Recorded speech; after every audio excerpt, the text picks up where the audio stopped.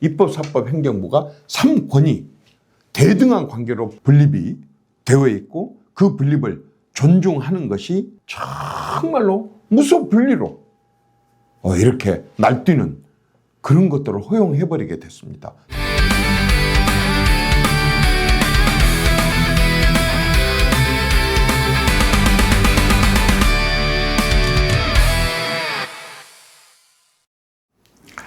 여러분 안녕하셨습니까?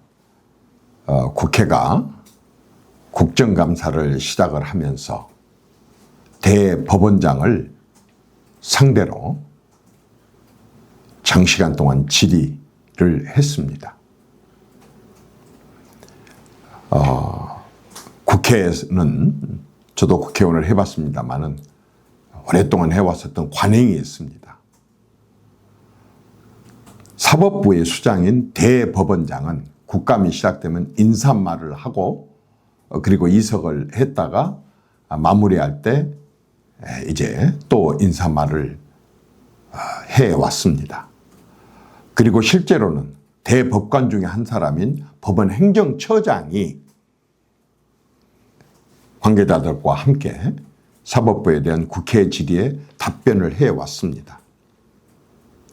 이것은 3권 분립에 대한 기본적인 시스템이고 그리고 저는 관행이라고 생각합니다. 국정감사를 하면서 국회의장 또는 대통령을 상대로 한 그러한 국정감사를 하지 않습니다. 같은 사법부인 대법원장도 마찬가지입니다. 사법부의 경우에는 아까 법원 행정처장을 상대로 하듯이 국회를 상대로 해서는 국회의장이 아니라 국회 사무총장을 대상으로 해서 질의응답을 펼치고 그리고 대통령에 대해서는 국무총리 혹은 각 부처 장관 그리고 대통령 비서실장을 중심으로 한 비서실에 그런 그 구성원들을 상대로 해서 국정감사를 해왔었지 대통령을 상대로 국회의장을 상대로 한 국정감사 질의응답을 한 적이 없습니다. 그런데 이번에 대법원장을 상대로 한 그러한 질의응답을 국회가 시도를 했습니다. 이것은 오랜 관행을 깼을 뿐만 아니라 권력분립 정신에 또 다른 대통령과 국회의장 과의 형평성에 있어서도 엄연하게 있을 수 없는 일이 벌어진 것입니다. 그러나 단지 있을 수 없는 일이 벌어지는 것이 문제가 아닙니다. 이번에 국회, 한마디로 정치권, 그것도 집권 여당 의원들이 주축이 된 이 권력, 살아있는 권력에 의한 사법부 대법원장을 상대로 한 이러한 질의의 시도는 온 국민들과 역사에 아주 위험한 장면을 남겼습니다. 왜냐하면 민주주의가 깨질 수 있는 그러한 사태이기 때문에 그렇습니다. 매우 위험하고도 또 있을 수 없는 일이 이번에 권력에 의해서 자행이 된 것입니다. 왜냐하면 권력은 특히 절대 권력은 부패하게 돼 있고 썩게 되어 있는데 이러한 부패와 독주와 이러한 것들을 막기 위해서 입법, 사법, 행정부가 3권이 대등한 관계로 분립이 되어 있고 그 분립을 존중하는 것이 헌법의 정신인 것입니다. 왜 그렇게 하느냐? 대통령이든 그 누구의 실세이든 권력자든 상관없이 잘못을 저질렀을 때는 일반 국민들로 똑같이 재판을 받아야 되는데 그 재판을 하는 판사들에게는 절대적으로 아까 법률로서 법에 의해서 육법전서에 의해서 따라서 재판을 하게 돼 있고 거기에 명시되지 않은 것은 법관의 양심에 따라서 할 수 있도록 법관의 양심과 그리고 법에 따라서 재판을 하게 되어 있는데 이렇게 권력이 간섭을 하고 개입을 해서 이렇게 하라 저렇게 하라 하고 그 판사들의 재판 과정에 대한 간섭과 개입을 하게 되는 순간 이제 재판관들은 정치의 눈치를 보게 되어 있다고 말합니다. 법의 눈치가 아니라 정치의 눈치를 보게 되면 그게 바로 사법의 정치화이고 그리고 정치의 사법화가 되게 되는 것입니다. 여기서 절대로 보장받을 수 없는 게 공정입니다. 독립되고 양심적이고 그리고 공정한 재판과 심판을 받아야 될 국민들이 이런 식으로 권력 분립이 무너져가지고 정치 권력에 의해서 집권 여당 국회의원들이 주도하는 그러한 정치 권력에 의해서 사법부의 수장이 재판관의 대표적인 인물인 대법원장이 마치 피의자 다루듯이 피의자나 되는 듯이 그런 식으로 국민들이 다 보는 앞에서 생중계 되는 앞에서 이런 식의 망신을 당하게 된다면 이렇게 추궁을 당하게 된다고 한다면 이렇게 질의응답을 받게 되게 된다고 한다 그런다면 이제 사법부는 더 이상 독립기관이라고 볼 수가 없습니다. 이번에 대법원장이 망신을 당한 것은 대법원장이 망신을 당한 게 아닙니다. 대법원이 말하자면 독립을 보장받아야 될 사법부가 망신을 당한 거고 그 자체는 뭐냐? 헌법이 망신을 당한 겁니다.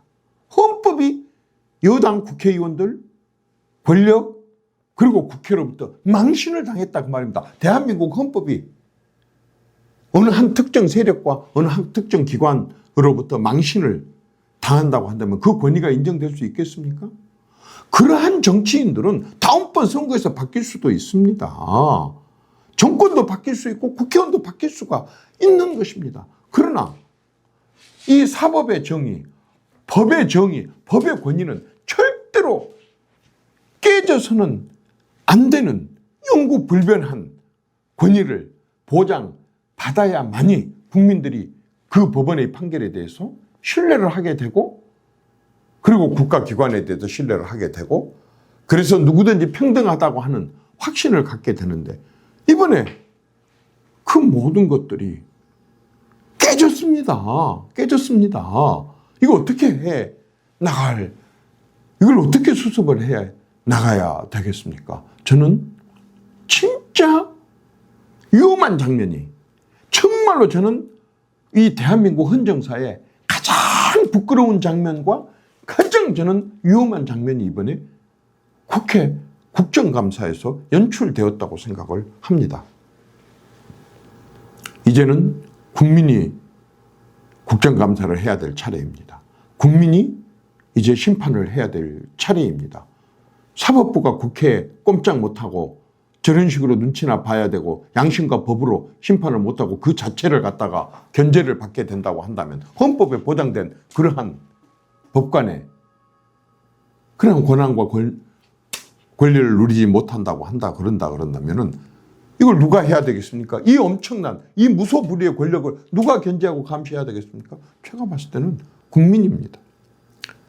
정말 이번 사태는 이 부끄럽고 그리고 이 위험한 헌정 붕괴, 헌법 파괴, 법치의 완벽한 무너짐을 복구하기 위해서는 정말 이번 이 사태에 관해서는 국민들이 범국민적인 위원회를 구성을 해서 이 사태의 전말, 의도, 도대체 무엇을 노리고 이런 식으로 사법부를 깨려고 했었는지 이걸 반드시 파헤쳐야 된다고 생각합니다.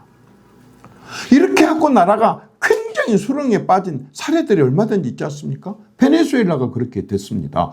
폴란드가 그렇게 됐어요. 헝가리가 그렇게 됐습니다. 터키가 바로 이러한 사법부를 적폐청산한답시고 사법부의 힘을 빼고 사법부를 정치 권력이 장악하고 나서 그 나라에 대해서 많은 세계 자유민주주의 국가에서 그 나라에 대해서 신뢰를 하지 않게 되는 위험을 스스로 자초를 했고, 실질적으로 권력이 정말로 무소불위로 이렇게 날뛰는 그런 것들을 허용해버리게 됐습니다. 대한민국 그렇게 되돌아가기를 바랍니까? 대한민국 그렇게 됐으면 좋겠습니까? 저는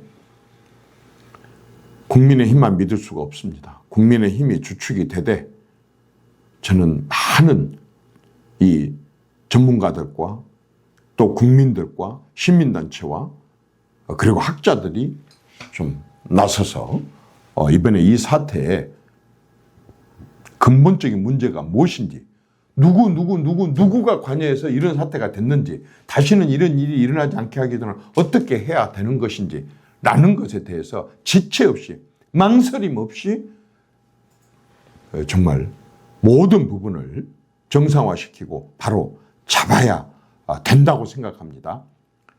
대법원장을 위해서입니까?